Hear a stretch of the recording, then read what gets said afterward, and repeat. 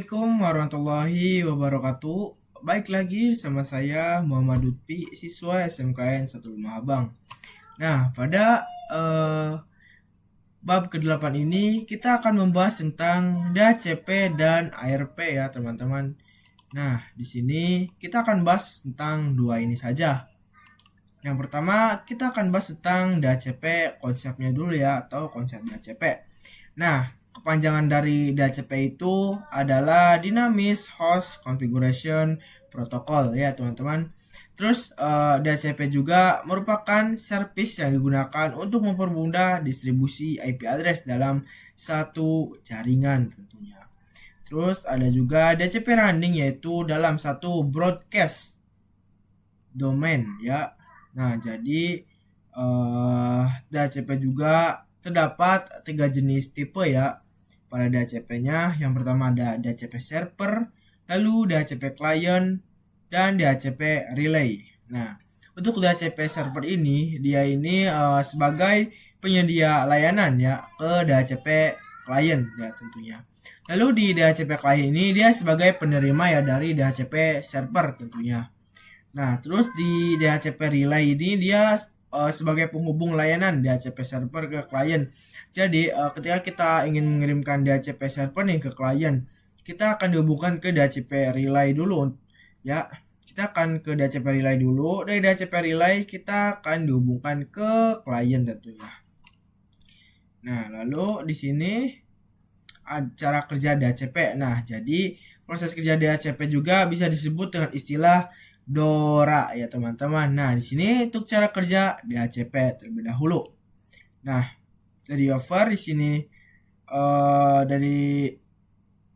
dari server ke klien itu server bilang, "Aku punya address dengan IP-nya ABCD. Apakah mau?" Lalu klien menjawab ke server dalam bentuk broadcast, "Mau. Minta lengkapnya dong," kata klien. Nah, jadi dari server oke, dia akan mengirimkan DHCP lengkap beserta gateway serta IP address DNS-nya ya teman-teman. Jadi begitu ya untuk cara kerjanya. Nah, di sini kita lanjut lagi ke ARP konsep. Jadi ARP itu kepanjangannya Address Resolution Protocol. Digunakan untuk mapping IP address ya dengan MAC address juga. Terus ARP juga itu bisa untuk menghubungkan kedua device atau informasi ARP keduanya harus saling memiliki. Nah, lalu di sini ada ARP juga bekerja secara dinamik, bekerja secara otomatis ya. Terus dari semua interface yaitu memancarkan ARP. Terus dapat juga dikonfigurasikan secara manual atau static ARP ya teman-teman. Nah, di sini cara kerja dari ARP. Nah, jadi di sini sudah ada topologi di Planet Lab-nya. Jadi nanti cara kerja ARP itu adalah dari semua PC itu dia akan memiliki dari semua klien dia akan memiliki IP masing-masing tentunya ya. Sekarang kita bisa langsung buka saja ke Planet Lab-nya ya. Sini kita buka Planet Lab-nya. Sini saya sudah masuk dan saya sudah mengetikkan komennya juga. Oke, di sini kita reconnect dulu. Tunggu sebentar. Jadi kalian tinggal teliti saja ya. Nah, jadi untuk yang pertama yaitu kita harus melihat dulu nih show IP. Nah, dikarenakan saya sebelumnya sudah membuat mengisi IP gateway dan DNS-nya juga. Jadi saya sudah ada ya. Nah, untuk yang pertama yang masalah di yang pertama itu IP DHCP ya. Pada materi sebelumnya saya sudah katakan DHCP itu dia akan memberikan istilah yaitu DORA, tetapi di sini hanya DDD.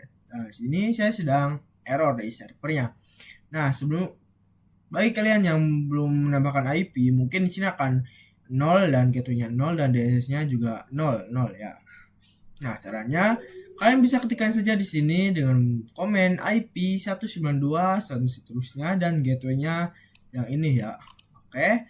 Lalu sudah tersampai, lalu kalian bisa masuk lagi ke show IP dan sudah masuk di sini.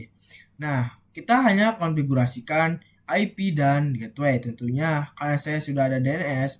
Bagi kalian yang belum ada DNS pasti di sini akan kosong ya. Nah, untuk cara menambahkan DNS gimana sih caranya? Tentunya bisa ya, dan kalian bisa ketikkan IP DNS 8.8.8 lalu show IP. Nah, di sini sudah ada semuanya dari IP, terus gateway serta DNS-nya ya. Lalu kalian ping DNS-nya. Apakah bisa? Di saya tidak bisa ya, teman-teman. Nah, kalau misalkan kita ingin ngeping IP dari si klien, tentunya akan reflect atau berhasil, teman-teman. Jadi, masalah di server saya hanya tentang IP DHCP dan di ping ini. Harusnya ada komen lagi yaitu IP Google. Nah, saya tidak bisa mencontohkan karena misalkan saya mencontohkan nanti PC saya akan mati dengan sinyal tidak tahu kenapa. Nah, ya. Nah, di sini